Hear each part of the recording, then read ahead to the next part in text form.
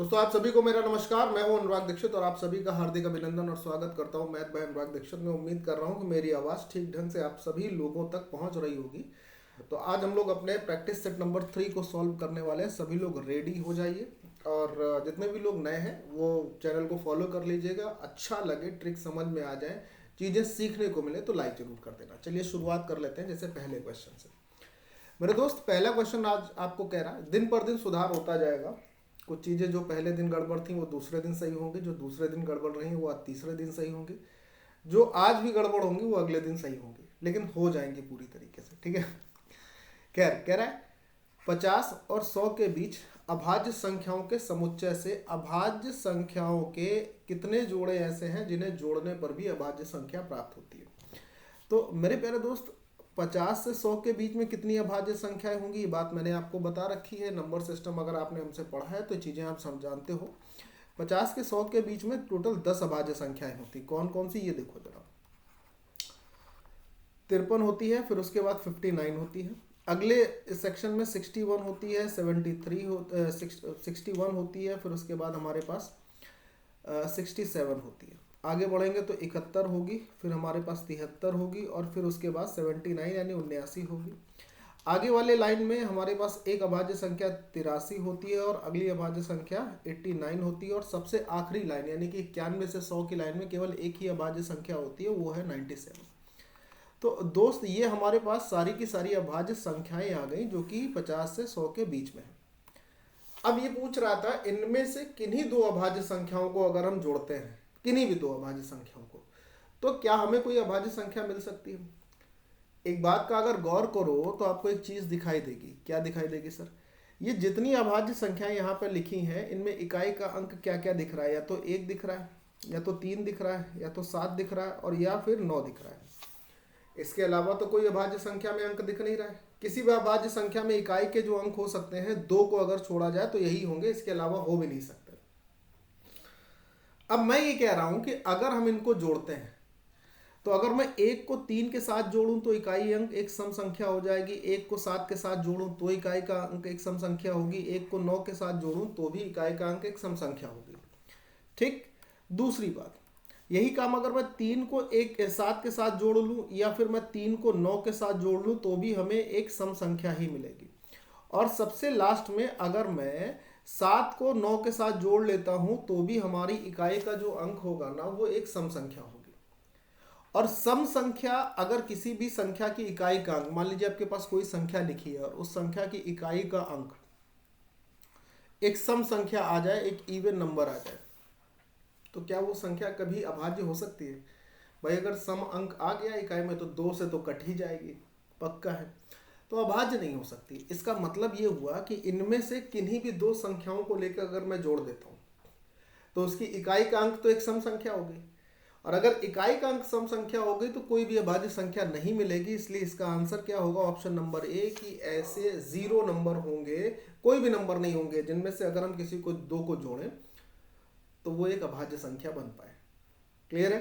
Very good. अगला सवाल कहता है जब एक प्राकृतिक संख्या को 4, 5, 6 या 7 से विभाजित किया जाता है तो प्रत्येक दशा में शेषफल 3 बचता है, ऐसी सबसे छोटी संख्या क्या होगी?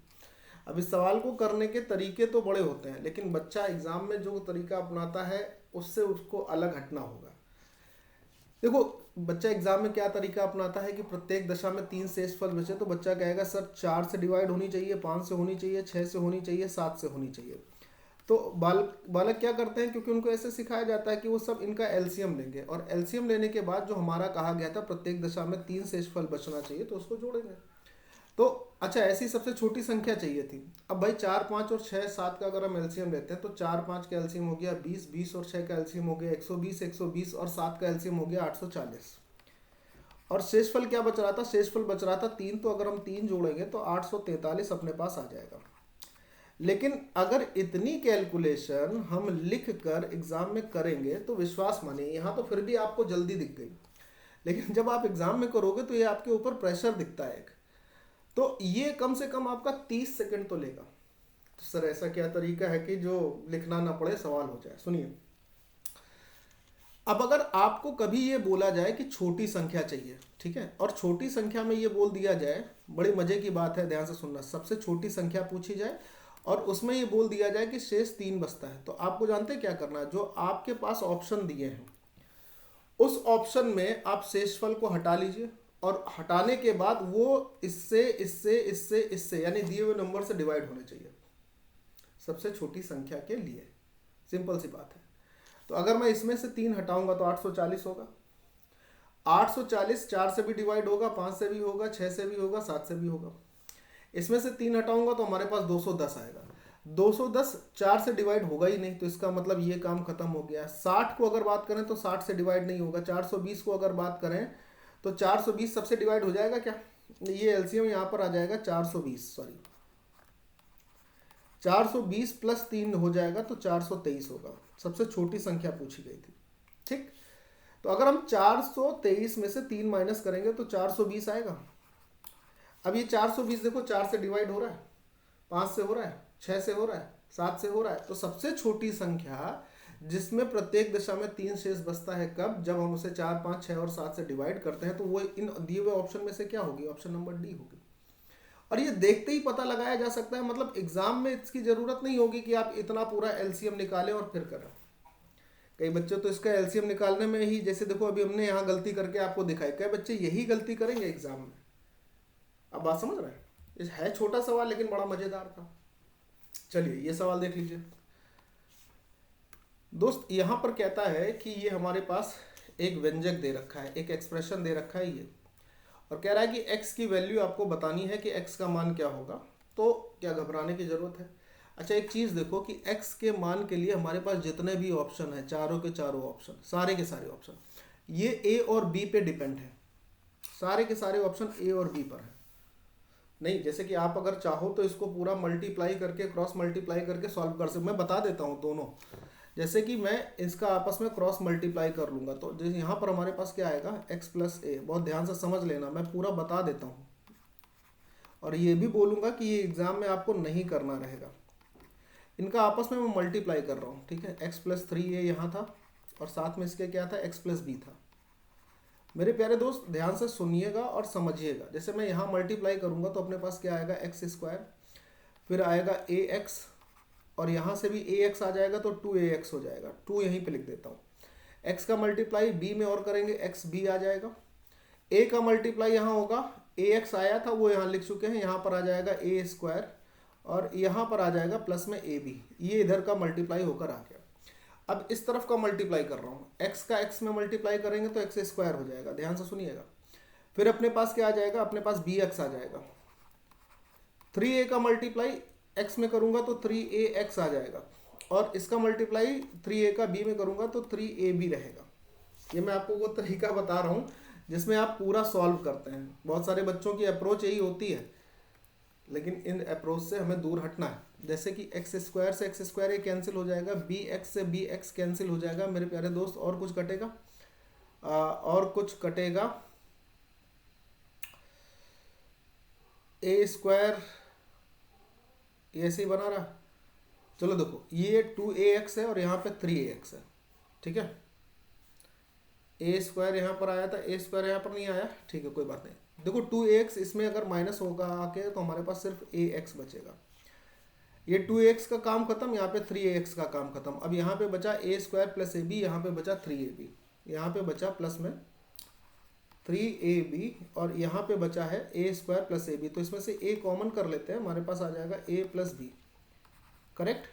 यहाँ से कुछ कॉमन दिख रहा है, a कॉमन दिख रहा है, a कॉमन लेकर अगर यहाँ से काट देंगे तो हमारे पास आएगा a plus B is equal to X और प्लस में 3b। ये आ जाएगा x प्लस में 3b।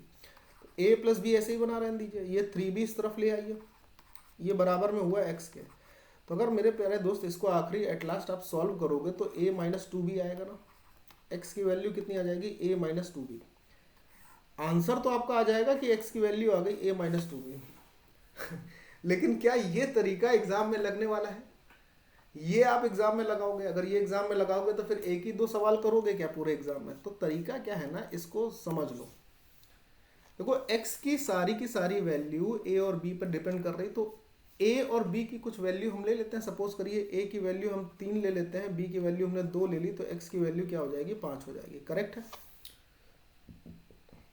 ये हो गई हमारे पास ए, ये बी, और ये हमारे पास हो गया एक्स। ठीक है। अब अगर मैं ये बोल रहा हूं कि ये हमारे पास एक्स है, अगर मैंने पहला ऑप्शन देखा कि ये हमारे पास x है, तो x का मान क्या दिख रहा है, 5 दिख रहा है। ठीक। अब इसी चीज को थोड़ा थोड़ा समझना है, मेरी बात बहुत ध्यान से समझना। जैसे कि a और b का अगर मैं मान ले रहा हूं, फिर से बात समझाता हूं, ध्यान से सुनना, 1 मिनट, फिर से बात समझाता हूं, ध्यान से सुनना। ये a और b की वैल्यू ले ली, ये यहां से हटाओ पहले। अच्छा मेरी बात सुनो जरा, अगर a की वैल्यू हम 3 और b की वैल्यू 2 लेंगे, तो यहाँ पर वैल्यू क्या आएगी, 2 दूनी 4 और 3 7, x की वैल्यू 7 आएगी। क्या बोलोगे, हाँ। ये 7 उठा के यहाँ पे रखो दोनों तरफ, तो 7, ध्यान से सुनना, 7, a की वैल्यू थी 3, 7 + 3 10 हो गया।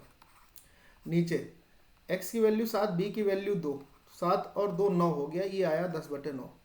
इधर देखो x की वैल्यू 7, a की वैल्यू कितनी रखी है आपने, 3, 3 त्रिका 9 हो जाएगा, और नीचे क्या होगा, x की वैल्यू 7 और a + b की वैल्यू हो जाएगी 7। तो क्या 10/9 और ये वाला हिस्सा क्या दोनों कभी बराबर हो सकते हैं? ये तो बराबर कह रहा था, लेकिन यहाँ पे ये बराबर हो रहा है, नहीं हो रहा है, तो इसका मतलब ये ऑप्शन तो आपका आंसर बिल्कुल भी नहीं हो सकता है, कतई नहीं हो सकता है, हो ही नहीं सकता। तो अगर नहीं हो सकता तो भाई मैंने हटा दिया यहाँ से। अब सुनना मेरी बात को बहुत ध्यान से, a और b की वैल्यू में बदलाव नहीं होगा, a और b की वैल्यू को हम सेम रख रहे हैं। ठीक। अब अगर a की वैल्यू 3 रखी, b की वैल्यू 2 रखी, तो यहां अगर हम सॉल्व करेंगे तो x की वैल्यू -1 आएगी। अगर इसको हम देखेंगे, इस वाले ऑप्शन को, x की वैल्यू -1 आएगी, रखो यहाँ पर x की वैल्यू -1, a की वैल्यू 3, तो अपने पास +2 ऊपर आएगा। x की वैल्यू -1, b की वैल्यू 2, तो अपने पास क्या आ जाएगा, +1 नीचे। इधर आओ, x की वैल्यू -1, b की वैल्यू 3 है, 3 3 9 हो जाएगा, अपॉन में क्या आ जाएगा, x की वैल्यू -1 और a + b की वैल्यू +5 होगी। ऊपर अपने पास +8 होगा, और नीचे अपने पास क्या होगा, +4 होगा। तो 8/4 का मतलब 2 होगा, और इधर भी 2 आ रहा है। तो ये हिस्सा ही तो हमें ऑप्शन नंबर सी जो है ना, यही तो हमको सेटिस्फाई करके दे रहा है। तो हमको इतना बड़ा कैलकुलेशन नहीं करना पड़ेगा। अगर हम कोई न्यूमेरिक वैल्यू यहाँ पर अज्यूम करके काम कर लेते हैं, कोई भी अंक गणितीय मान को यूज करें और फिर इसका काम कर दें, इस सवाल को सॉल्व कर लें, तो अपना काम आसान हो जाएगा। समझ में आ गया ना सभी को? कोई प्रॉब्लम तो नहीं है, सिर्फ मान रखे गए हैं, और ये मान रखना तो आपने कक्षा 8 और 9 में सीखा होगा ना। अगला सवाल सिंप्लीफाई करना है, बेहद ही सरल है। वॉर्डमास के नियम के अनुसार पहले छोटे वाले ब्रैकेट को सॉल्व करेंगे। ये 3/2 है, ये 1/3 है, तो ये 3/2 रहा, ये 1/3 रहा। इसको सॉल्व करेंगे तो अपने पास 3 त्रिका 9 - 2 7/6 रहेगा। अब यहाँ पर क्या है, 6 कम 6 7/6, ये कैंसिल हो गया। 7/6 में से 7/6 गया तो 0 बचा, और 0 में हम किसी भी संख्या का गुणा करेंगे तो 0 ही आएगा। Option number B is right answer. ठीक है, ये देखिए त्रिकोणमिति का सवाल, ग्रुप डी का बेहतरीन सा क्वेश्चन। ठीक है, अब आइए जरा इस सवाल पर अपना नजर जमाइए और देखिए आप इस सवाल को कितने समय में कर पा रहे हैं। वीडियो रोकना और खुद से करने की कोशिश करना, मैं बता तो दे ही रहा हूं। देखो आपको ये पूरा व्यंजक जो है ये साइन थीटा और टेन थीटा में दिखाई दे रहा है, और मैंने आपको 50 बार बताया है कि जब पूरा व्यंजक किसी त्रिकोणमितीय अनुपात में हो और उसके ऑप्शन न्यूमेरिक वैल्यू में हो, तो थीटा का मान कुछ रखने की कोशिश करते हैं जिससे उस एक्सप्रेशन को मिनिमाइज किया जा सके, कम से कम किया जा सके। तो ऐसा वैल्यू रखते हैं। तो अब ऐसे वैल्यू जिससे ये एक्सप्रेशन मिनिमाइज हो सके, सबसे कम हो सके, वो तभी मिलेगा जब हम थीटा 0 के बराबर करेंगे। क्यों? क्योंकि साइन 0 की वैल्यू 0 होती है और टेन 0 की वैल्यू भी 0 होती है। तो अब अगर थीटा 0 रखेंगे तो ये साइन खत्म हो जाएगा, ये खत्म हो जाएगा, ये खत्म हो जाएगा, यहाँ टेन खत्म और नीचे टेन खत्म। यहाँ 1/1 तो 1, और यहाँ 1/1 तो 1, तो 1 + 1 कितना हो गया, 2 हो गया। ये इसका आंसर हो गया। इतना ही है सवाल, नहीं करना इससे ज्यादा। ये देखो सवाल नंबर 6। ये क्वेश्चन में कह रहा है कि एक घनाभ का आयतन दे रखा है 5a² - 80b²। कौन सी घनाभ की संभावित विमाएं हो सकती हैं? देखो किसी भी घनाभ की जो आयतन की बात करी जाए तो आयतन क्या होता है, लंबाई गुणे चौड़ाई गुणे ऊंचाई, यही होता है। आप बोलोगे हाँ। 5a² माइनस 80b² में 5 तो कॉमन हो गया, और जब 5 कॉमन हो गया तो हमारे पास अंदर क्या बचेगा, अंदर बचेगा a² माइनस में 16b²। अरे ये तो सवाल बहुत ही सरल हो गया। 5 हो गया, इसको अगर हम सॉल्व करेंगे तो ये एक ब्रैकेट में क्या दे देगा, a+4b दे देगा, और दूसरे ब्रैकेट में क्या दे देगा, a-4b देगा, ये देगा। तो ये घनाक की 3 बीमाएं हो गई जिसका आपस में गुणा करते हैं। पहली 5 हो गई, दूसरी हो गई a+4b, और तीसरी क्या हो गई, तीसरी हो गई a-4b। ये तीनों विमाएं हो गई। किसी को आप लंबाई, किसी को चौड़ाई और किसी को भी ऊंचाई मान सकते हो। अगर इन तीनों का आपस में मल्टीप्लाई करेंगे तो यही आयतन हमारे पास ये दिया हुआ है, ये आ जाएगा। ठीक है ना, समझने की देर है। अगले सवाल पर आइए, देखिए कहता है ABCD एक समलंब चतुर्भुज है, AC और BD उसके एक दूसरे को बिंदु O पर प्रतिच्छेदित करने वाले विकर्ण है। ALP का क्वेश्चन था। कहता है AC/BD। अच्छा, डायरेक्ट थ्योरम ही पूछ दिया है। अगर आपको याद होगी तो आपका काम आसान हो जाएगा। मान लीजिए कि ये हमारे पास एक समलंब हो गया और समलंब के ये दो विकर्ण हो गए। यहाँ से इसको ऐसे मिला देते हैं और इसको हमने यहाँ से ऐसे मिला दिया, करेक्ट है। और इस समलंब का जो नाम है वो है ABCD। मेरे प्यारे दोस्तों बहुत ध्यान से समझना, ABCD। अब इसमें कह रहा है AC और ये जो BD है, दो विकर्ण जो है इनका रेशियो क्या होगा। अगर आपको ये थ्योरम याद हो तो आपको डायरेक्ट आंसर मिल जाएगा कि सर ये होगा। अच्छा, इसमें क्या होगा कि इसमें बहुत सारे बच्चों को इसकी ये थ्योरम नहीं याद होगी, तो उनका ये कहना होगा नहीं नहीं सर, हालांकि बोल नहीं पाओगे कमेंट में, लेकिन आपका ये मन होगा कि अरे यार काश ये थ्योरम सर बता देते तो बड़ी मजा आ जाती। बता देता हूँ, देखो अब, लेकिन ध्यान से समझ लेना। देखो यहाँ पर ये अगर O पॉइंट पर मिलते हैं तो इसका ऊपर का ODC का ये एंगल इसके इस एंगल के बराबर होगा, ठीक है। इस त्रिभुज का ये एंगल OAB के इस एंगल के बराबर होगा, और ये जो एंगल है ये अपोजिट एंगल है तो ये भी बराबर होंगे। इसका मतलब दो ट्राइंगल के अगर तीनों कोण बराबर हैं तो वो समरूप होंगे, और समरूप त्रिभुज की संगत भुजाओं के अनुपात क्या होते हैं, बराबर होते हैं। तो इसकी हमने संगत भुजा अगर AO ली है तो ऊपर वाले की हम क्या ले रहे हैं, OC ले रहे हैं। इसके बाद इसकी अगर हम संगत भुजा को लेते हैं OB तो इस वाले की ले लेते हैं OD। यहां तक अगर किसी को कोई समस्या ना दिख रही हो तो अपने मन से आगे बढ़ेंगे, ठीक है। अब मैं क्या कर रहा हूं, मैं इसके बाद यहां पर दोनों तरफ +1 कर देता हूं। +1 कर दिया। अब यहां +1 करने का फायदा ये हुआ कि ये हो गया AO + OC अपॉन OC, और ये क्या हो गया, ये हो गया OB + OD upon OD। OB + OD upon OD ये हो गया। अच्छा, मुझे एक बात बताना है यहाँ से सभी लोग देखकर, जितने भी लोग सही से पढ़ने वाले हो, AO + OC मिलकर क्या बनेगा, AC बनेगा। आप बोले हाँ सर, बटे OC है। हमने कहा ठीक है। यहाँ से आइए, OB + OD मिलकर क्या बनेगा, तो आप बोलोगे OB + OD मिलकर BD बनेगा, तो इसकी जगह हमने लिख दिया BD। अपॉन में क्या था, OD था, ठीक। BD को इस तरफ ले आते हैं, OC को ऊपर लिख देते हैं, तो ये हमारे पास बन जाएगा AC upon BD। AC upon BD बराबर OC बटे OD। क्या बन जाएगा, OC बटे OD। यहां तक बात समझ में आई कि AC और BD का रेशियो हमारे पास क्या आया, AC और BD का रेशियो आया OC और OD। मतलब कहने का मतलब जो अनुपात इनका होगा वही अनुपात इनका होगा। OC से OD का जो रेशियो होगा वही रेशियो, अगर आप इसको और सॉल्व कर लेते हैं तो वही रेशियो OB और OA का भी हो जाएगा, ये भी आएगा। बहुत कोई रॉकेट साइंस नहीं लग रही है इसमें, आप बात को समझिएगा, बहुत बिल्कुल भी रॉकेट साइंस नहीं लग रही, ठीक है। यहां तक बात समझ में आ गई, आगे बढ़ दें। अब मैं क्या बोल रहा हूं, मैं ये बोल रहा हूं भाई कि हमने शुरुआत में ये देखा था कि AO जो है AO अपॉन OC लिया था, और क्या लिया था, OB बटे OD लिया था ना, OB बटे OD लिया था। मैंने कहा हाँ भाई ये तो लिया था। अच्छा, मुझे एक चीज़ बताओ कि अगर मैं इसको इन सभी को x के बराबर मान लेता हूँ, कह देता हूँ x है, तो यहाँ से AO का मान क्या आएगा, तो आप बोलोगे AO का मान आएगा x × OC। और अगर यहाँ से मैं OB की वैल्यू निकालूँ तो OB की वैल्यू क्या आएगी, x × OD आएगी, x × OD। आप बोलोगे हाँ सर आ जाएगी। AO का मान कितना आया, x × OC, और OB का मान कितना आया, x × OD। ये जो रेशियो था ये वाला, इस रेशियो में अगर ये मान मैं रख देता हूँ, जैसे ए ओ का मान मैंने क्या रख दिया, ए ओ का मान रख दिया एक्स इंटू ओ सी, माइनस में ओ सी दिया ही था, ठीक है, ब्रैकेट बंद, अनुपात। ओ बी का मान क्या था, X into O D, X into O D, और बाद में क्या दिया था, ओ डी दिया ही था, माइनस में ओ डी, और ये ब्रैकेट बंद। ओ सी कॉमन हो जाएगा यहाँ से, ओ सी कॉमन हो जाएगा तो एक्स माइनस वन आ जाएगा, आप बोलोगे आ जाएगा रेशियो। यहाँ से ओ डी कॉमन कर लेंगे, इसमें भी क्या आ जाएगा, x माइनस वन आ जाएगा, आप बोलोगे आ जाएगा। ये x माइनस वन से x माइनस वन कैंसिल हो जाएगा, तो ये फिर से क्या आ जाएगा, ओ सी बटे ओ डी आ जाएगा। इसका मतलब जब हम इसको लेके चल रहे हैं तो ये रेशियो क्या दे रहा है, ओ सी और ओ डी दे रहा है, मतलब ये हिस्सा जो है वो इसी के बराबर था अगर मान के चल रहा है।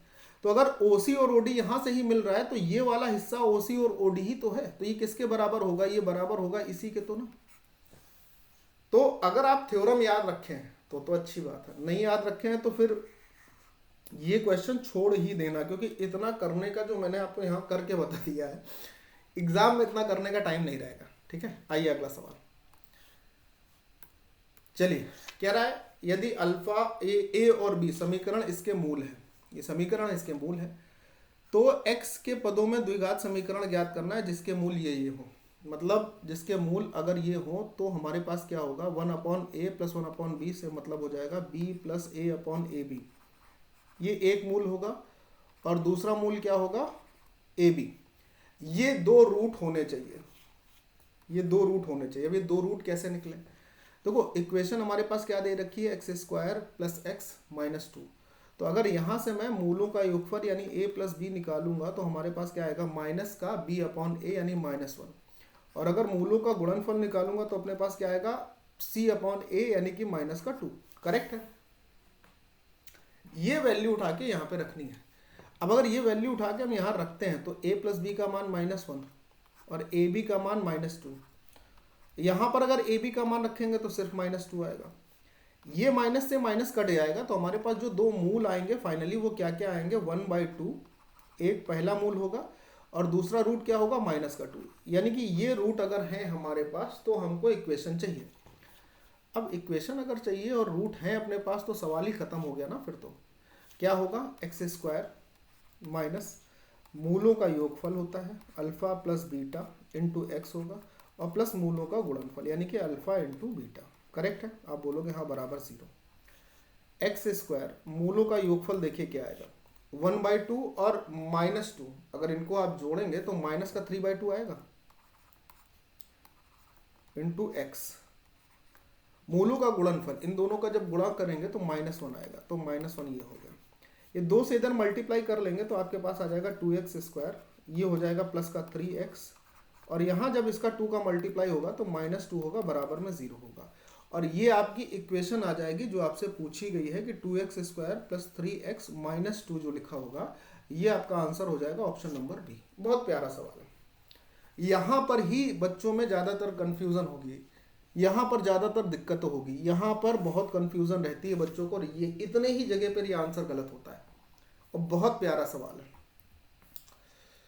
इसके बीच अनुपातिक माध्य कितना है, ये बहुत सारा अच्छा सवाल है।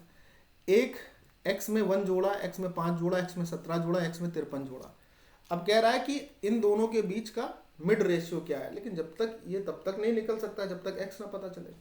तो क्या क्या संख्याएं जोड़ी गई हैं, तो बोलोगे 1 जोड़ा गया, 5 जोड़ा गया, इधर 17 जोड़ा गया, और इधर 53 जोड़ा गया।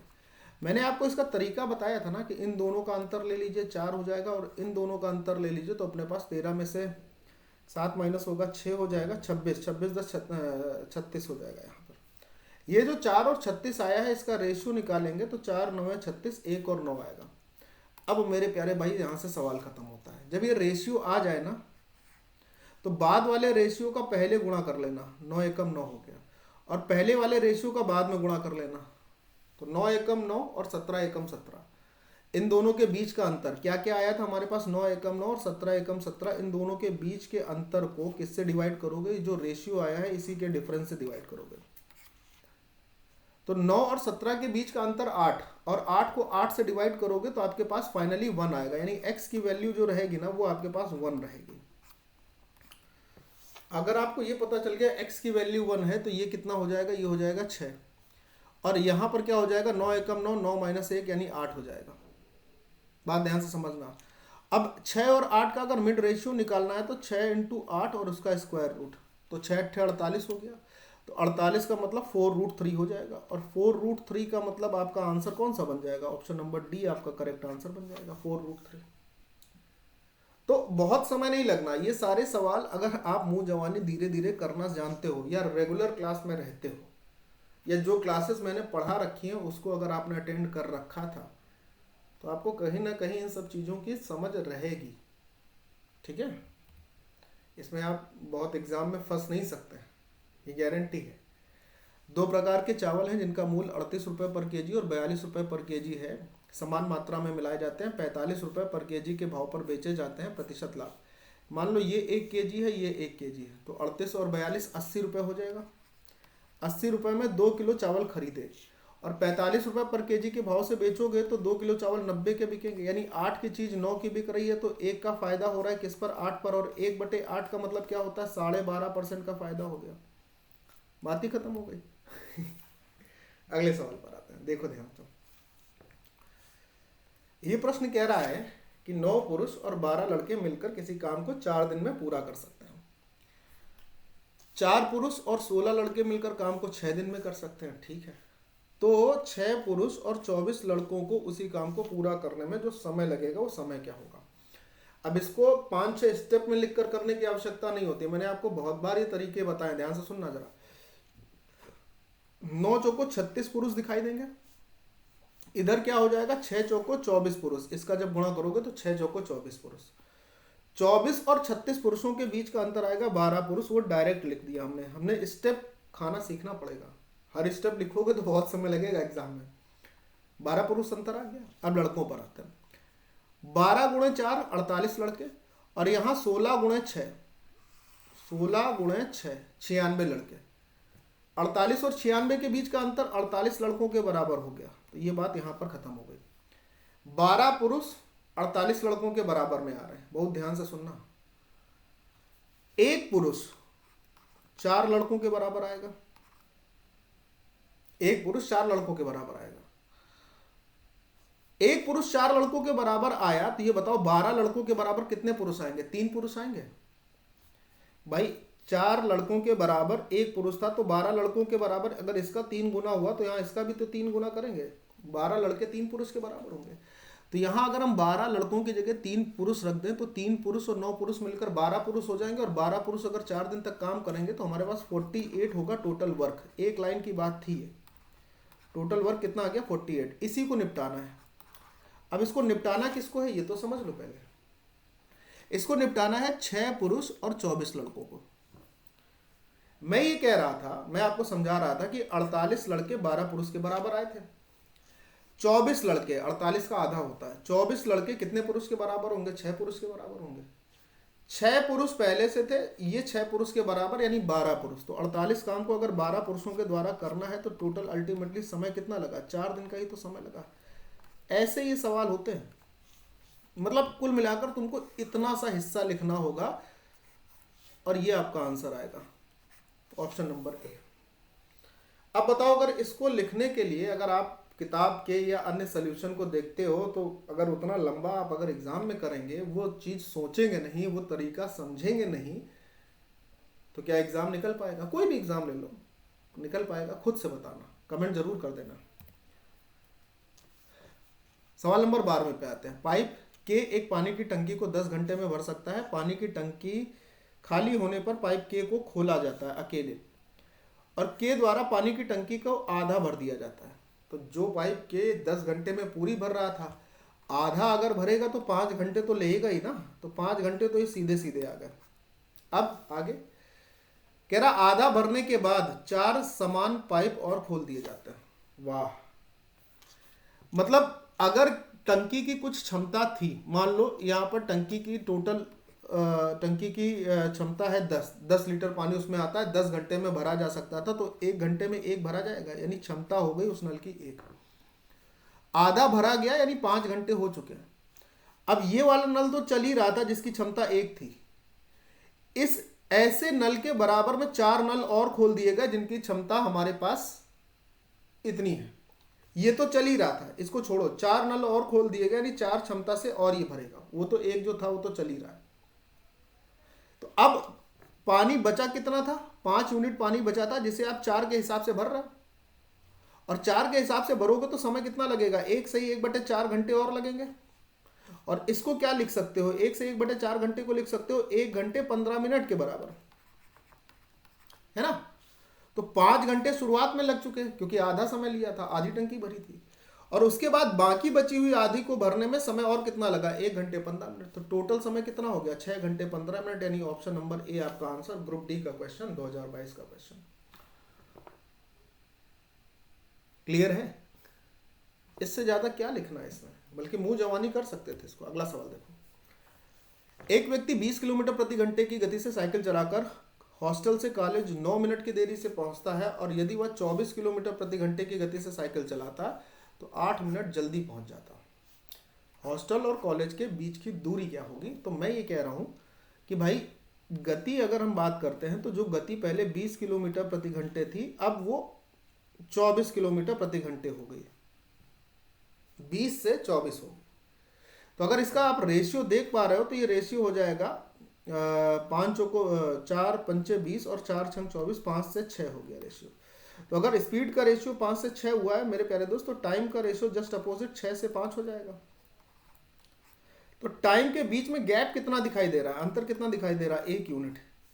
इस 1 यूनिट का मान किसके बराबर होगा भाई, पहले तो उसे 9 मिनट की देरी हो रही थी, बाद में वो 8 मिनट जल्दी पहुंच गया। तो मैं अगर आपसे ये कहूं कि आपकी क्लास 5 बजे की होती है, एक दिन आप क्लास में आओ 5:09 पर, और एक दिन आप क्लास में आ जाओ 4:52 पर, तो 4:52 और 5:09 के बीच में अंतर कितना पड़ा, 17 मिनट का पड़ा।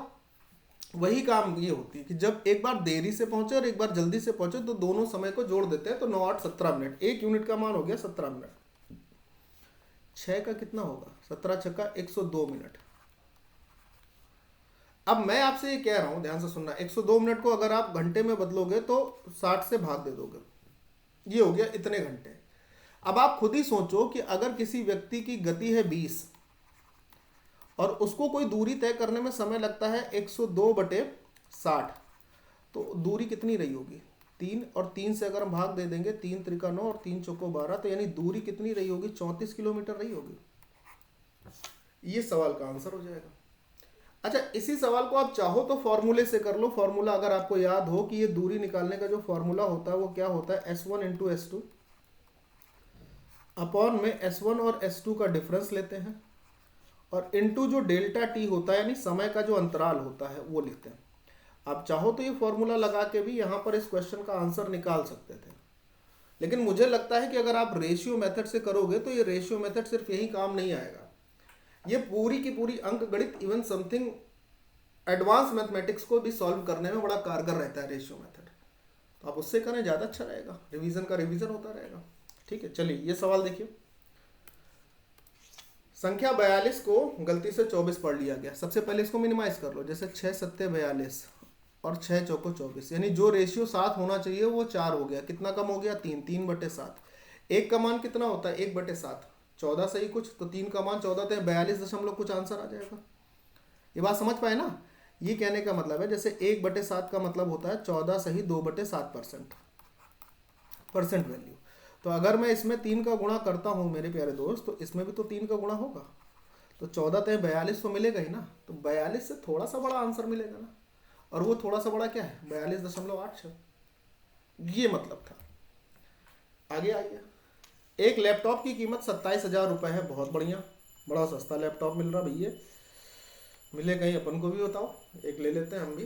वैसे तो नहीं ले पाएंगे क्योंकि इस वक्त पैसे की बड़ी तंगी चल रही है जीवन में, और बड़े संघर्ष चल रहे हैं, लेकिन क्या ही बोलूँ, छोड़ो खैर। 2 साल की अगर बढ़ी हुई वारंटी, जैसे कस्टमर लुभाने के लिए कहता है सर 2 साल की वारंटी ले लीजिए, पता चला लैपटॉप खराब हो जाए, मतलब 15% और चार्ज देना था, 2 साल की आगे वारंटी मिल जाए कि आगे कुछ बिगड़ेगा बनेगा तो कंपनी बना कर देगी। ये सबसे सरल और शुद्ध तरीका होता है अपने ग्राहक को उल्लू बनाने का। बन जाओ तो बन जाओ। इसके बाद लैपटॉप की अंतिम लागत क्या होगी, अगर कुल मिलाकर उसमें 6% GST भी देना पड़ेगा। तो भाई मेरे जो कीमत 27,000 थी, सबसे पहले उसमें 15% अगर अतिरिक्त भुगतान करोगे तो इसका 115% हो गया। इसके बाद इसमें 6% जीएसटी और दोगे तो ये अपने मूल्य का 106% बन जाएगा। कितना बन जाएगा? 106%। तो अगर ये वैल्यू आप सॉल्व कर लेते हो स्पीड के साथ तो काम आपका सरल है, नहीं कर पाते हो तो मामला कठिन है। देखो मैं आपको बताता हूँ क्या आपको ध्यान में रखना है। 2 जीरो ये और 1 जीरो ये, 3 जीरो खत्म हो गए। 5 से इसको और काट लो, ये 23 हो जाएगा। 5 से इसको काट दोगे ये 2 हो जाएगा, ध्यान से सुनिएगा। और 2 से इसको और काट लेंगे तो ये 53 हो जाएगा। अब क्या है ना भाई, अब आपको देखना पड़ेगा, मामला थोड़ा सा गंभीर हो रहा है। क्या गंभीर हो रहा है मैं आपको समझाता हूं, उसको देखना, बड़ी मजा आने वाली है आपको। 27 आने का मतलब संख्या 9 का मल्टीपल होगी। और अगर आप ध्यान से देखिए सभी ऑप्शन में, तो सबसे पहले तो आप ये ढूंढिए कि 9 का मल्टीपल कौन सा होगा। और अगर बाय चांस आपको एक ऑप्शन, 2 ऑप्शन या चारों ऑप्शन 9 के मल्टीपल वाले मिलते हैं, जो कि यहाँ पे मिल रहे हैं क्या, 5 3 8 1 9, 9 से 9 खत्म, 3 2 5 3 8 1 9, यहाँ भी मिल रहा है 6 3 9 खत्म, 7 2 9। हाँ, चारों ऑप्शन 9 के मल्टीपल, सब 9 से कटने वाले। अब मान लीजिए ऐसी कंडीशन एग्जाम में आ गई तो बोले सर क्या करेंगे, तो क्या करोगे फिर इसके बाद एक रास्ता बंद होता है तो दूसरा खुलता है। अब यहाँ पर आप यूनिट डिजिट का इस्तेमाल करो ना थोड़ा सा। 3 त्रिका 9, 9 सत्ते 63, आंसर वो होगा जिसकी यूनिट डिजिट 3 होगी, पहला काम। तो यूनिट डिजिट 3 से ये खत्म हो जाएगा और ये खत्म हो जाएगा। बोले सर अभी भी 2 ऑप्शन ऐसे हैं जिसकी यूनिट डिजिट 3 है, अब क्या करें। मैंने कहा हाँ यार बात तो तेरी सही है, अब तू क्या करेगा अगर यूनिट डिजिट 3 आ रहे। तो मैं क्या कह रहा हूँ कि मैं कह रहा हूँ कि अगर यहाँ से इससे काम नहीं हो रहा तो डीएस देख सकते हो ना, डिजिट सम। 3 2 5, 5 3 8, 8 5 40, 40 का डीएस जो है अगर हम देखेंगे 9 गुणे 40 यानी 4 आना चाहिए डीएस। या तो 4 ले लो, बल्कि 4 क्यों लोगे, 9 चौके 36, 9 आना चाहिए। 9 आ जाए या 0 आ जाए, तो इसमें भी 9 आएगा, इसमें भी 9 आएगा। बोले सर डिजिट सम से तो काम नहीं बनेगा क्योंकि दोनों ही ऑप्शन 9 के मल्टीपल थे। बोले अब लास्ट डिजिट तो हमने देख लिया 3 आ गई, लेकिन सर अब अगर हम देखें कि अब हमारा कौन सा काम ऐसा होगा जिससे काम आसान हो जाए, तो होगा उससे भी। सुनो तो जरा ध्यान से समझना होता है। जैसे हमारे पास फाइनली क्या बचा, 27 गुणे 23 गुणे 53 ये बचा था। बोले सर गुणा करना बड़ा कठिन हो जाएगा। मैंने कहा कोई कठिन नहीं होगा, बात सुनो। ये 25 प्लस 2 लिखा है, 25 माइनस 2 लिखा है। 25 का स्क्वायर 625, बहुत ध्यान से सुनना, और माइनस 2 का स्क्वायर 4, तो 625 में से अगर हम 4 माइनस करेंगे तो 621 आएगा। इसका मतलब इन दोनों का मल्टीप्लाई करने पर अपने पास आया 621। अब 621 इंटू 53 करना है, तो 50 प्लस 3 करके देख लो। 50 का मल्टीप्लाई करना तो आसान होगा ना, 5 एकम 5, 5 दूनी 10, 5 एक 30 और 31, 31,050 से बड़ा आंसर होगा। और कितना बड़ा होगा, इससे तो बड़ा होगा। बोले क्यों बड़ा होगा सर, क्योंकि अभी 621 का गुणा 3 में बाकी था और फिर जोड़ भी बाकी था, तो इसका मतलब कंफर्म हो गया कि 32,913 ही आंसर होगा। मोटिव समझिएगा इस सवाल का। इस सवाल का मोटिव ये था कि सवाल है बड़ा सरल, लेकिन आखिरी में अंतिम कैलकुलेशन जो होगी आपको अंतिम क्षण तक लगता रहेगा यार कर हो जाएगी हो जाएगी हो जाएगी हो जाएगी। लेकिन अगर ये छोटी छोटी बातें आप एग्जाम में मिस करेंगे तो विश्वास करिए आपको बहुत समय लगने वाला है। 30%, 20% और 10% की क्रमागत 3 छूट के बराबर एकल छूट का प्रतिशत ज्ञात कीजिए। ऐसे सवालों की तो मैंने शॉर्ट ट्रिक बता रखी है कि इसका आंसर क्या आएगा, जिसका डीएस 1 आ जाए उसका आंसर होगा। क्यों, जब कभी भी आपके पास सक्सेसिव डिस्काउंट का सवाल हो, बहुत ध्यान से सुनना मेरी बात, सक्सेसिव डिस्काउंट का 2 सक्सेसिव डिस्काउंट हो, 3 हो, 4 हो, 5 हो, कितने भी हो, और उसमें एक डिस्काउंट अगर आपको 10% दिया है तो आपको सिर्फ वो ऑप्शन ढूंढना रहता है जिसका डीएस 1 हो। जैसे इसका 1 है, इसका क्या है 6 4 10, इसका डीएस 9 है, इसका डीएस 9 है, इसका डीएस 6 है, तो हमारा आंसर क्या हो गया, हमारा आंसर हो गया सीधे 49.6। बात ही खत्म हो गई। कोई भी सवाल उठा लेना, 3 सक्सेसिव डिस्काउंट हो, 4 हो या 2 हो, अगर उसमें एक डिस्काउंट 10% का है तो वो ऑप्शन चुनो जिसका डीएस 1 बने। ठीक है, कह रहा कितने समय में 4400 रुपए ब्याज की 8% वार्षिक दर पर 4576 रुपए हो जाएंगे, जबकि यह चक्रवृद्धि ब्याज अर्धवार्षिक संयोजित होता है। वाह, देखो अर्धवार्षिक संयोजित होने का मतलब रेट ऑफ इंटरेस्ट जो है वो आधी हो जाएगी, 4% हो जाएगी। और पहले चूंकि ये 1 साल में होती थी, अब ये 6 महीने में होगी, यानी 4% जो दर रहेगी वो हमारी 6 महीने की होगी। जो इंटरेस्ट 4% मिलेगा वो कितने समय का मिलेगा? 6 महीने का। तो मैं अगर बोल रहा हूं कि 4400 का आपको 4% निकालना हो, 4% ऑफ 4400, तो ये आ जाएगा 176। और मेरे प्यारे दोस्त, जब आप 4400 में 176 को जोड़ेंगे तो आपके पास 4576 ही आ जाएगा। यानी आपको 4% ही इंटरेस्ट मिला और आप अपने मिश्रधन पर पहुंच गए। और ये 4% इंटरेस्ट कितने समय का था? 6 महीने का था। आंसर क्या बना? Option number D. सवाल खत्म, बात हजम। अगला सवाल। एक कक्षा में 40 छात्रों में से 15 लड़के हैं। वाह भाई वाह। परीक्षा कक्ष में कक्षा के अंकों का एवरेज जो है वो 75 है और लड़कियों के औसत अंक 72 हैं। लड़कों को क्या होंगे? देखो जरा सुनो, एक तरफ हो गए बॉयज, एक तरफ हो गए गर्ल्स। लड़कियों के जो औसत अंक बोले गए हैं वो 72 बोले गए और पूरी क्लास के औसत अंकों को बोला गया 75।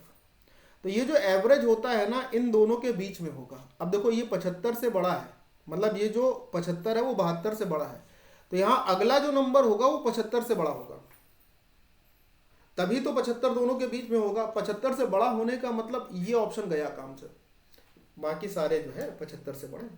अब बात ये आई कि लड़कों का औसत होगा क्या, यहाँ पर क्या अंक लिया जाए? कोई बात नहीं। टोटल कितने छात्र थे? 40। 40 में से 15 लड़के थे, इसका मतलब बचे हुए 25 जो होंगे वो लड़कियां रहेंगी। अब 15 लड़के और 25 लड़कियों का अगर हम वो रेशियो निकालेंगे तो 3:5 आएगा। 3:5। और इसी में हमको, इसी रेशियो में हमारा जो है रिजल्ट होना चाहिए। जैसे 72 और 75 के बीच का डिफरेंस 3 होता है, तो 3 की वैल्यू 3 है, तो इसका मतलब 5 की वैल्यू क्या होगी? 5 होगी। 75 + 5 जोड़िएगा तो क्या आएगा? 80। तभी तो 80 में से 75 घटाने पर 5 मिलेगा। यानी लड़कों का जो एवरेज रहेगा वो एलिगेशन के इस नियम से कितना आ जाएगा? 80 आ जाएगा। अब इसको बच्चे ट्रेडिशनल मेथड एक्स वगैरह मान के भी करते हैं। क्यों जरूरत है भाई? ये लगाओ ना एलिगेशन। जब आपको आता है, आपको पढ़ाया जाता है, आप सीखते हो, तो वो तरीके अपनाओ ना जो कि परीक्षा में आपके लिए समय कम करे। देखो 4 वर्ष के अंतराल पर पैदा होने वाले 5 बच्चों की आयु का जो योग है वो इतना है। सबसे बड़े बच्चे की आयु कितनी है? देखो मान लो सबसे बड़ा बच्चा x है। अब इससे 4 साल बाद जो बच्चा पैदा होगा वो इससे 4 साल छोटा होगा। फिर 4 साल बाद जो बच्चा पैदा होगा वो इससे भी 4 साल छोटा होगा, यानी x - 8 होगा। फिर x - 12 होगा और फिर इससे भी 4 साल छोटा होकर x - 16 होगा। और ऐसे अगर 5 बच्चे ये हुए तो इन सभी की एज का जो सम है, जो योगफल है ना, वो अपने पास दे रखा है कि ये योगफल 80 के बराबर है भैया। तो x x x 5x तो सीधा हो गया ना। 8 4 12 12 24 24 और 16 40 अगर जोड़ देंगे तो यहाँ पर अपने पास 80 + 40 120 आ जाएगा। और 120 को अगर मैं 5 से डिवाइड करता हूँ तो अपने पास 24 आएगा। यानी x बराबर हो गया 24। सबसे बड़ा बच्चा कितने साल का है? 24 साल का। अगर सबसे छोटा पूछा गया तो 16 माइनस कर देते तो 8 आ जाता। अब यही पूछा गया था सबसे बड़े बच्चे की उम्र कितनी है, तो 24 साल। और ये सवाल कई बार पूछा गया है, बस यहाँ पर डाटा चेंज होता है। 20वें सवाल में कह रहा है एक अनुक्रम दिया गया है a, ax, ax² और ax⁴n। इसमें पदों की संख्या विषम है, यानी ये जो टोटल नंबर ऑफ सीरीज इसमें दिए हुए हैं वो एक ऑड नंबर ऑफ टर्म्स है। इसकी मीडियन क्या होगी, माध्यिका क्या होगी? मेरे प्यारे दोस्त, आपने पढ़ा है कि जब आपके पास कोई सीरीज दी हो और उसमें टोटल नंबर ऑफ टर्म्स यानी n की वैल्यू कोई ऑड नंबर होती है, तो हमारे पास मीडियन लेने के लिए तरीका क्या होता है? हम मीडियन लेने के लिए यानी माध्यिका लेने के लिए n/2 करते हैं। एक नज़र ऑप्शन पे रखो जरा, ax⁴ ये है, यहाँ a क्यों दिया? इसको n कर लो, ये n होना चाहिए, ठीक है? ये है। अब मैं ये कह रहा हूं कि अगर आपको माध्यिका चाहिए तो टेंशन लेने की जरूरत थोड़ी ना है। आपके पास टोटल जितने टर्म है उसका बटे 2 करना, और total number of term n थे, और n अगर एक विषम संख्या है तो बटे 2 ही तो करना है। और ax तो चल ही रहा है ना, तो ax⁴n/2 यानी कि जिसमें हमने n किया है यही तो इसकी माध्यिका हो जाएगी। ये तो बहुत ही सिंपल बात थी, वेरी सिंपल। अगर बावजूद इसके कोई बच्चा अगर ये इसमें कंफ्यूजन है किसी को माध्य माध्यिका वाले चैप्टर में या पर्टिकुलर इस सवाल नंबर 20 में, तो बताना जरूर, ये सवाल आइए। शायद मैथ की ऐसा कोई चैप्टर रहेगा जिसका क्वेश्चन आपको इसमें ना मिले प्रीवियस ईयर रिलेटेड।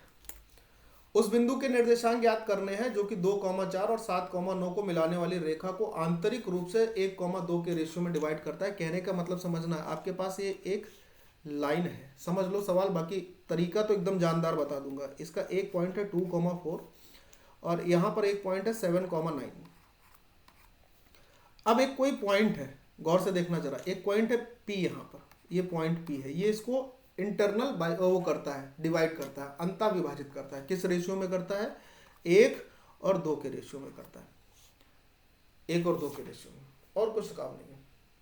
तो आपको ये जो P पॉइंट है ना, इस P पॉइंट के कोऑर्डिनेट x और y चाहिए, और कुछ करना ही नहीं है। तो मैं क्या बोल रहा हूँ, ध्यान से सुनिएगा। आपको ऐसे सवालों में करने का तरीका क्या होता है, दूसरे रेशियो का पहले में मल्टीप्लाई करिए, 2 दूनी 4, पहले रेशियो का दूसरे के पहले में मल्टीप्लाई करिए, 7 एकम 7, 7 और 4 क्या हो गया? 11 हो गया, और दोनों जो रेशियो थे उनको जोड़कर नीचे लिख दिया। पहला कोऑर्डिनेट क्या आ गया? 11/3। फिर वही काम, सुनना ध्यान से, फिर वही काम, दूसरे रेशियो का पहले कोऑर्डिनेट के दूसरे पार्ट में गुणा हुआ तो 4 दूनी 8, पहले रेशियो का दूसरे कोऑर्डिनेट के दूसरे पार्ट में गुणा हुआ तो 9 चौको 36। अब 8 और 36 कितना होता है? 8 और 36 होता है, अगर हम जोड़ेंगे तो कितना बनेगा? नहीं, 4 दूनी 8 और 1 9, नहीं, 8 और 9 17 बनेगा। और रेशियो में नीचे कितना हो रहा था? दोनों का सम 3 हो रहा था। तो एक कोऑर्डिनेट क्या बना? 11/3 और एक कोऑर्डिनेट बना 17/3। ये सवाल का उत्तर हो गया, 8 11/3 और 17/3, यानी option number B right answer. That's it, कुछ और नहीं करना। देखिए नेक्स्ट क्वेश्चन, सवाल नंबर अगला 22 नंबर। 1 2 3 4 5 नंबर वाले 5 कार्ड हैं। कितने कार्ड हैं? 5। इसमें यादृच्छिक रूप से, यादृच्छिक का मतलब होता है रैंडमली, मतलब बिना देखे सोचे समझे अगर कोई कार्ड निकाला जाता है। और कैसे निकाले जाते हैं? एक के बाद एक 2 कार्ड निकाले जाएंगे, एक निकाला जाएगा और फिर आंख बंद करके दूसरा निकाला जाएगा। अब आपसे कह रहा उस इवेंट की प्रायिकता बताओ जिसमें दूसरे कार्ड पर जो नंबर लिखा हो वो नंबर हमारे पास एक ऑड नंबर हो, एक विषम संख्या हो। बहुत प्यारा सवाल है, समझना पहले जरूरी है, ठीक। तो मैं आपको देखो समझाने, अब ऐसे तो आंसर अगर मैं बोलूं तो कितने विषम नंबर? 1 2 3 और 3/5 आपका आंसर है। लेकिन मैं आपको क्या समझाने की कोशिश कर रहा हूं, प्रोबेबिलिटी के इस सवाल में समझना। हमारे पास कार्ड में नंबर है 1 2 3 4 5, ऐसे नंबर है। अब 2 कार्ड निकालने हैं, तो मान लो पहले हम एक के साथ सारे कार्ड निकाल लेते हैं। तो एक के साथ निकालेंगे तो अगला नंबर हो गया 2, एक के साथ 2 आ सकता है, एक के साथ 3 आ सकता है, देखना ध्यान से, एक के साथ 4 आ सकता है, एक के साथ 5 आ सकता है, आ सकता है। ऐसे ही 2 के साथ कार्ड निकालें तो 2 के साथ 1 आ सकता है, 2 के साथ 3 आ सकता है, ध्यान से सुनिएगा, 2 के साथ 4 भी आ सकता है, और 2 के साथ 5 आ सकता है। ऐसे ही अगर मैं 3 के साथ निकालता हूं तो 3 के साथ 1 आएगा, 3 के साथ 2 आएगा, 3 के साथ 4 आएगा। हालांकि लिखने की जरूरत नहीं थी, लेकिन समझाने के लिए लिख रहा हूं, और कोई इसका उद्देश्य नहीं है कि आपको टाइम मतलब लिख उसके लिए मैं लिख रहा हूं, नहीं, सिर्फ समझ जाओ इसलिए लिख रहा हूं। बाकी टोटल प्रोबेबिलिटी 10 होंगी, उसमें से जो है 6 इसकी बनेगी, तो 6/20 का मतलब क्या होगा? 3/12 उसकी बनेगी, 12/20 होगा। कैसे मैं बता रहा हूं, सुनिए।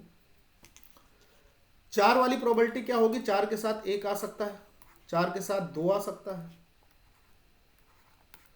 4 के साथ 3 भी आ सकता है, और 4 के साथ 5 भी आ सकता है। दोनों सेम नंबर नहीं होंगे। 5 के साथ की प्रोबेबिलिटी भी कुछ ऐसी बनेगी, 5 के साथ 1 आएगा, 5 के साथ 2 आ सकता है, 5 के साथ 3 आ सकता है, 5 के साथ 4 आ सकता है। ये प्रोबेबिलिटी बनेगी टोटल, इस घटना के होने की कुल प्रायिकता इतनी बनेगी। तो टोटल कितनी प्रायिकता हो गई? तो आप बोलोगे सर टोटल हो गई 4 पंचे 20, 20 प्रायिकता हो गई। अब इसमें हमें वो सारे इवेंट लेने हैं, वो इवेंट लेने हैं जिसमें second number even number, second number odd हो, दूसरी संख्या ऑड नंबर की हो, वो लेनी है। एक ये हो गया दूसरा नंबर ऑड है, एक ये हो गया दूसरा नंबर ऑड है, एक ये हो गया दूसरा नंबर ऑड है, फिर उसके बाद एक ये हो गया दूसरा नंबर ऑड है, एक ये हो गया दूसरा नंबर ऑड है, एक ये हो गया दूसरा नंबर ऑड है, यहाँ पे भी दूसरा नंबर विषम है, यहाँ पे भी दूसरा नंबर विषम है, और इसमें भी दूसरा नंबर विषम है। बहुत ध्यान से सुनना। इसमें दूसरा नंबर विषम है, यहाँ पर दूसरा नंबर विषम है। बताइए टोटल कितने वो बने? तो 2 2 4 2 6, 6 3 9, 9 2 11, एक और कहीं छूट रहा होगा, ये छूट रहा है देखो। टोटल कितने बन गए? 12 ऐसे इवेंट हो गए जिसमें दूसरा कार्ड जो होगा वो हमारे पास एक विषम संख्या रखेगा। तो 12/20 का मतलब 4 नहीं 12, 4 पंचे 20। ये मेरा आपको टोटल बताने का मतलब था कि ये सवाल को अगर आप समझ कर करें, क्योंकि प्रायिकता के सवाल हमेशा कंफ्यूजिंग रहते हैं और आते भी हैं रेलवे के एग्जाम में, सिर्फ जेई में नहीं, सब में आते हैं। तो इसको समझकर करना जरूरी है, इसमें आपकी अंडरस्टैंडिंग बहुत बेहतर होनी चाहिए। अगला सवाल, ये सवाल कल मैंने होमवर्क के लिए दिया था, कितने बच्चों का आंसर आया था, कितनों का नहीं आया था। देखो मैं आपको बता देता हूँ, समझा देता हूँ। हमारे पास 2 सरल रेखाएं थी और कहता है एक्स एच था, इससे घिरे हुए जो ट्रायंगुलर शेप बनेगा उसका क्षेत्रफल क्या होगा। बात को अगर आप गहराई से समझेंगे तो आपको बड़ी मजा आने वाली है। ये वाई एक्सिस हो गया, ये एक्स एक्सिस हो गया, ध्यान से समझना। अब जैसे x अक्ष दिया है तो x अक्ष पर y हमेशा 0 होता है। अगर हम y 0 करेंगे तो यहाँ पर x का पहला कोऑर्डिनेट मिलेगा 3। इसमें अगर मैं y 0 करूंगा तो 2x की वैल्यू 12, तो दूसरा कोऑर्डिनेट मिलेगा 6। अब हमें x अक्ष पर तो 2 कोऑर्डिनेट मिल गए, y मिल जाए तो काम बन जाए। तो हमारे पास रेखाओं के समीकरण क्या थे? x plus Y is equal to 3 था, और दूसरा क्या था? दूसरा था 2x प्लस 5y ना, बराबर में 12। मुझे यहां से y की वैल्यू चाहिए तो x को हटाना पड़ेगा। अब x हटाने के लिए मैं क्या कर रहा हूं, मैं इसमें 2 से मल्टीप्लाई करके माइनस कर देता हूं। ये माइनस, ये माइनस, ये माइनस, तो इससे कैंसिल। 5y में से 2y घटाओगे 3y बचेगा। 3 दूनी 6 को 12 में से घटाओगे 6 बचेगा। तो y की वैल्यू क्या आ गई? 2 आ गई। यानी y पर पॉजिटिव कोऑर्डिनेट हुआ हमारे पास 2 का। अब इनको मिला लीजिए, इसको इससे मिला दीजिए, इसको इससे मिला दीजिए। अब इनके बीच में घिरा हुआ भाग जो है, जानते हैं कौन सा है? इनके बीच में घिरा हुआ भाग है ये वाला, ये सॉरी, इनके बीच में जो घिरा हुआ भाग है वो ये वाला है। 1 मिनट, ये है इनके बीच में घिरा हुआ भाग, इसका एरिया चाहिए आपको। तो 6 दूनी 12, यानी समकोण त्रिभुज का क्षेत्रफल 1/2 आधार गुणे ऊंचाई, और इसमें छोटे वाले समकोण त्रिभुज का क्षेत्रफल 1/2 आधार यानी कि 3, ऊंचाई यानी कि 2, ये घटाना है। तो 2 से 2, 6 में से 3 घटा दोगे तो आपके पास बचेगा क्या? आपके पास 3 ही तो बचेगा। यानी इस पार्ट का जो एरिया बनेगा वो कितना बनेगा? 3 बनेगा। Option number B is right answer. ये कल का होमवर्क क्वेश्चन था जिसका आंसर आज आपको दिया है। अब कितने लोगों का ये सही हुआ मुझे बताना। आज के लिए आपका होमवर्क क्वेश्चन जो रहेगा वो यही रहेगा। ये आपका 24वां नंबर क्वेश्चन है जो कि आपका होमवर्क क्वेश्चन रहेगा। 25वां जो भी है ये आपका होमवर्क क्वेश्चन रहेगा। और मैं उम्मीद इस बात की करूंगा, हालांकि मुझे बार बार कहना तो नहीं चाहिए, बाकी आपकी इच्छा, कि कमेंट बॉक्स में जितने भी लोग हैं या बाद में देखोगे, कमेंट बॉक्स में अपना कमेंट जरूर मैं छोड़ना कि आपका आंसर क्या है, और क्या कल वाले सवाल का आंसर आप सभी लोगों ने दिया था, ये जरूर बता देना, ठीक है। तो मैं ये तो उम्मीद कर ही सकता हूं कि ये आपका आंसर आएगा जरूर।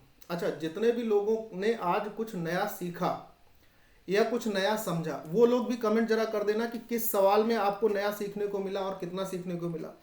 और अगर आपने अभी तक चैनल को फॉलो नहीं किया है, चैनल को सब्सक्राइब नहीं किया है, तो मेरे दोस्त बहुत मेहनत लगती है, उस मेहनत का फल आपके एक सब्सक्रिप्शन से चाहिए होता और कुछ नहीं, एक लाइक और एक सब्सक्राइब। मन करे तो अच्छा लगे तो शेयर भी कर देना, अपने दोस्तों को भी बता देना, क्योंकि इस प्रकार का कंटेंट अमूमन नहीं मिलता है और तरीके तो बिल्कुल नहीं मिलता है, ठीक है। फिलहाल आज के लिए इतना ही रखते हैं, नेक्स्ट सेट में आपसे फिर से मुलाकात होगी। अपना ध्यान रखिएगा, bye bye, Jai Hind and take care. PDF के लिए टेलीग्राम चैनल लिंक डिस्क्रिप्शन में रहेगा, ज्वाइन जरूर कर लेना, ठीक है। चलिए bye bye, Jai Hind, take care.